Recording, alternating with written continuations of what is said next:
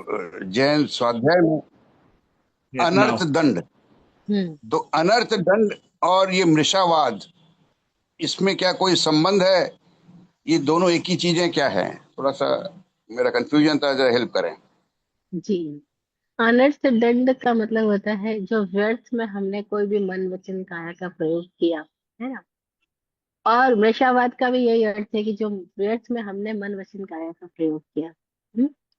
तो मृषावाद और अनर्थ दंड एक अर्थों में एक ही है। बल्कि न केवल अनर्थ दंड और मृषावाद एक है, बल्कि प्राणातिपात और अनर्थ दंड भी एक ही है। क्योंकि अनर्थ दंड जब भी कोई आदमी करेगा तो प्राणों का अतिपात भी होगा।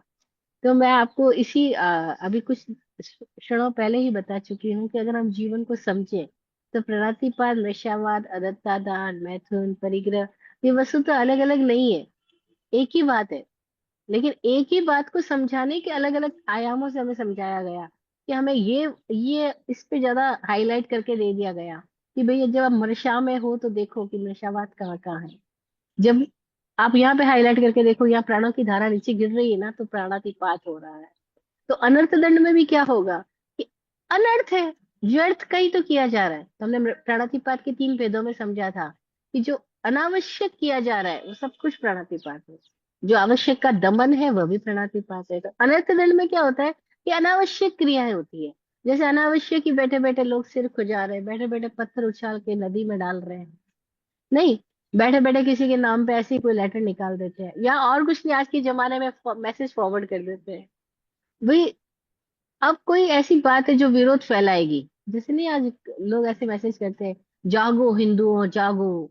अब ये क्या कर रहे हैं, वो हिंदुओं को जगाने के चक्कर में हिंदुओं के भीतर एक द्रोह भर रहे हैं, एक विद्रोह की भावना भर रहे हैं।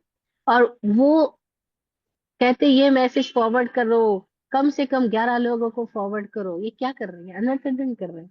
लेकिन ये चालू है, उन्हें होश ही नहीं है कि सब कुछ अनर्थदंड हो रहा है।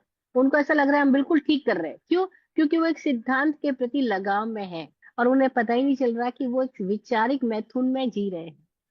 तो सारी चीजें एक है। जब हम अनेक आयामों से समझे तो एक ही बात को समझाने के अनेक आयाम हैं। जैसे एक ही बिल्डिंग को देखना हो तो हम अनेक अलग अलग कोनों पे खड़े होकर के देख तो एक ही बिल्डिंग को रहे हैं, लेकिन फिर भी हर कोने से दिखाई देने वाला दृश्य अलग अलग है। तो ऐसे ही ये अनेकांत दर्शन है कि हम एक ही बात को समझाने के अनेक आयाम ले रहे हैं। आदर्श दंड भी उसमें एक आयाम है, मृषावाद भी एक आयाम है, प्रणतिपाद भी एक आयाम है, अदत्ता दान भी एक आयाम है, मैथुन भी एक आयाम है।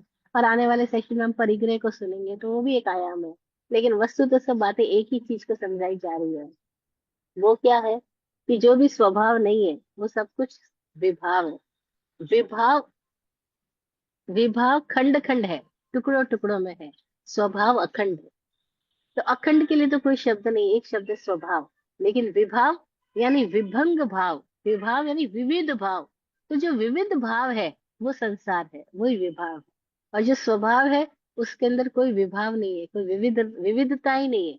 इसलिए स्वभाव के लिए तो मौन है, कोई शब्द ही नहीं है। विभाव के लिए इतनी सारी व्याख्याएं हैं, आश्रम में इतनी सारी व्याख्याएं हैं, लेकिन मुक्ति में कोई व्याख्या नहीं है। मुक्ति मुक्ति है बस। जय हो।